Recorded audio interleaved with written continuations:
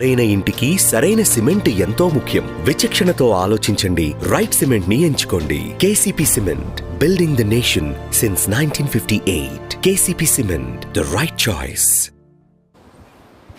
అందరికీ నమస్కారం. ఈరోజు బలహీన వర్గాల సంక్షేమం మీద ఈ మహానాడు వేదికగా మాట్లాడే అవకాశం కల్పించినందుకు అందరికీ ధన్యవాదాలు తెలియజేస్తూ, తెలుగుదేశం పార్టీకి అతిపెద్ద పండుగ ఈ మహానాడు.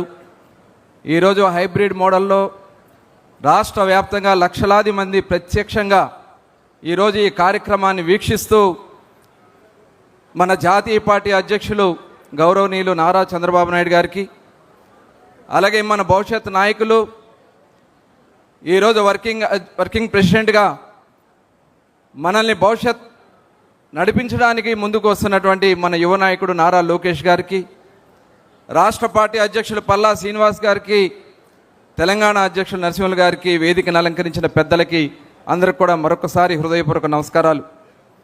ఈ మహానాడు అంటే ఒక రాజకీయ పార్టీ వేదిక కాదు.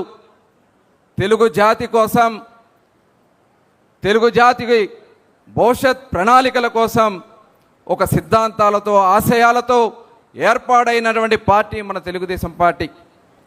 మరి ఆనాడు స్వర్గీయ అన్న నందమూరి తారక రామారావు గారు తెలుగుదేశం పార్టీ స్థాపించే నాటికి ఆంధ్ర రాష్ట్రంలో ఉన్నటువంటి బడుగు బలహీన వర్గాలకి తగిన ప్రాధాన్యత లేదు. ఆనాడు మొట్టమొదట తెలుగుదేశం పార్టీ స్థాపించిన తర్వాతే నిజమైన స్వతంత్రం బలహీన వర్గాలకు వచ్చిందంటే అది తెలుగుదేశం పార్టీ స్థాపించిన తర్వాత మాత్రమే వచ్చిందనేది వాస్తవమైనటువంటి విషయం. ఇవాళ మనం చూసుకుంటే ఇందాడు పెద్దలు చెప్పారు, తెలంగాణలో పటేల్ పట్వారీ వ్యవస్థ, ఆంధ్ర రాష్ట్రంలో మున్సబ్ కర్నాల వ్యవస్థ. మరి ఆ రోజు బాంచన్ దొర అని చెప్పి చెప్పులు ఇడిసి వాళ్ళ ముందు వెళ్లాల్సినటువంటి పరిస్థితి ఉంటే మొత్తం ఆ వ్యవస్థనే రద్దు చేసి బలహీన వర్గాలకి రాజకీయ ప్రాధాన్యతనిచ్చి ఎమ్మెల్యేలుగా, మంత్రులుగా, కేంద్ర మంత్రులుగా నిలబెట్టినటువంటి మరి పార్టీ తెలుగుదేశం పార్టీ.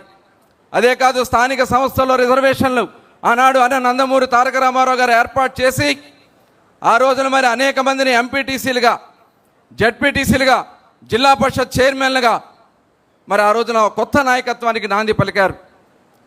మరి ఆనాడు పెద్దలు ఎర్రనాయుడు గారు కానీ, మరి ఈరోజు వేదిక మీద ఉన్న యనమల రామకృష్ణుడు గారు కానీ, కేఈ కృష్ణమూర్తి గారు కానీ, అయ్యన్న పాత్రుడు గారు కానీ తొలితరం నాయకత్వాన్ని మనకు అందించారు. ఆ రోజున బీసీల సంక్షేమం కోసం అనేక కార్యక్రమాలు తీసుకుని పక్కా గృహ నిర్మాణం కానీ అనేక కార్యక్రమాలకి శ్రీకారం చుట్టి బడుగు బలహీన వర్గాన్ని ఆర్థికంగా, సామాజికంగా, రాజకీయంగా ముందుకు తీసుకెళ్లడం కూడా జరిగింది.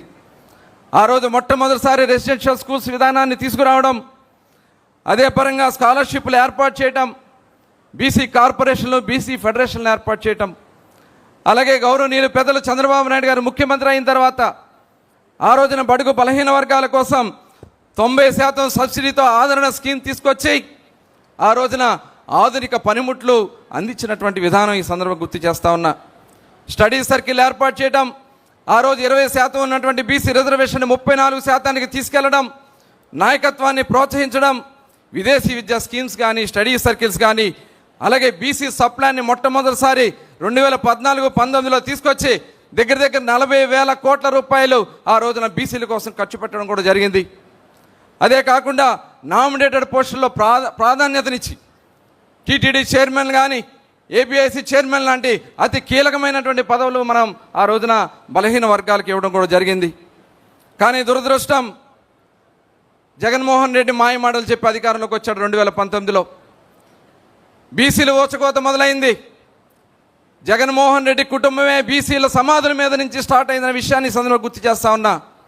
జింకా వెంకట నరసయ్య అనే ఒక బీసీ సోదరుడి మైనింగ్ని కబ్జా చేయడం కోసం ఆ రోజున రాజారెడ్డి, వాళ్ళ తాత రాజారెడ్డి హత్య చేసి ఆ రోజు నుంచి వాళ్ళ పునాదులు స్టార్ట్ అయినాయి.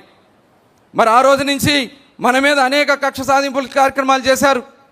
34% ఉన్నటువంటి బీసీ రిజర్వేషన్ని 24%కి తగ్గించారు. అదే రకంగా ఎవరన్నా ప్రశ్నిస్తే వాళ్ళ మీద కేసులు, నిలదీస్తే దాడులు, హత్యలు మనం చూసాం. తోట చంద్రయ్య లాంటి నిబద్ధత కలిగినటువంటి తెలుగుదేశం పార్టీ నాయకుల్ని అతి కిరాతకంగా రోడ్డు మీద పీకల కోసి చంపేశారు. అదే రకంగా అమర్నాథ్ గౌడ్ మీద పెట్రోల్ పోసి తగలబెట్టేశారు. ఇలాంటి అనేక కార్యక్రమాలు చేయటమే కాకుండా మరి అనేక మంది మీద ఎర్రనాయుడు గారి అచ్చెన్నాయుడు గారి మీద, యనమల రామకృష్ణ గారి మీద, అయ్యన్న పాత్ర గారి మీద కేసులు పెట్టి, నా మీద కూడా ఒక హత్య కేసు పెట్టి మనల్ని ఎన్ని ఇబ్బందులు పెట్టారో చూసాం. కానీ మనకు ఆనాడు చంద్రబాబు నాయుడు గారు అండగా నిలబడ్డారు. అలాగే 56 సాధికార కమిటీలు మనం ఏర్పాటు చేసుకున్నాం. కనీసం పంచాయతీ కార్యాలయాలు కూడా అడుగు పెట్టినటువంటి బీసీ వర్గాల్ని ఆ రోజున సాధికార కమిటీలుగా ఏర్పాటు చేసి రాష్ట్రం అంతా కూడా తిప్పి ఇవాళ మనం అధికారంలో రావడానికి కీలక పాత్ర బీసీ సోదరులు పోషించారు. మరి ఈ రోజున మనకు ఒక ధైర్యాన్ని కల్పించారు. యువగళం పాదయాత్ర ద్వారా మన యువ నాయకుడు నారా లోకేష్ గారు వెళ్ళిన ప్రతి ప్రాంతంలో కూడా బీసీ వర్గాలను దగ్గరికి పిలిపించుకొని నేనున్నానని చెప్పి ఒక భుజం తట్టి బీసీ గళంగా నిలబెట్టినటువంటి విషయం. అదే కాకుండా రేపు మన ప్రభుత్వం వచ్చిన వెంటనే బీసీ రక్షణ చట్టాన్ని ఏర్పాటు చేస్తామని చెప్పి ఆ రోజు ఒక ధైర్యాన్ని కల్పించి ఈరోజు ఆ బీసీ రక్షణ చట్టాన్ని మనం ఈరోజు ముందుకు తీసుకురాగలుగుతా ఉన్నాం. అలాగే ఇవాళ అధిక ప్రాధాన్యతనిస్తూ ఉన్నాం. ఈరోజు నామినేటెడ్ పోస్టుల్లో 34% రిజర్వేషన్ మనం అమలు చేస్తూ ఉన్నాం. అలాగే 56 కార్పొరేషన్ని ఇవాళ కమిటీలు ఏర్పాటు చేసుకున్నాం. చేనేత, మత్స్యకార, అదేవిధంగా గౌడ సోదరులకి, గీత కుల కార్మికులకి 50 సంవత్సరాలకి పెన్షన్లు ఇస్తూ ఉన్నాం. ఆదరణ స్కీమ్కి 1000 కోట్ల రూపాయలు ఇవాళ కేటాయించుకుని ఇవాళ కార్యాచరణ చేసుకోబోతా ఉన్నాం. విదేశీ విద్య మళ్ళీ పునరుద్ధరించుకున్నాం. బీసీ స్టడీ సర్కిల్స్ కానీ, ఐఏఎస్, ఐపీఎస్ కోచింగ్ సెంటర్లు కానీ 34% రిజర్వేషన్లు మళ్ళీ స్థానిక సంస్థల్లో కల్పించడానికి కానీ ఇవాళ మళ్ళీ ముందుకు వెళ్ళబోతా ఉన్నాం. రక్షణ చట్టం ఈరోజు దాని మీద ఒక డ్రాఫ్ట్ కూడా తయారు చేసుకున్నాం. స్వర్ణకార కార్పొరేషన్ ఏర్పాటు చేసుకున్నాం. అమరావతిలో 5 ఎకరాల్లో స్టడీ సర్కిల్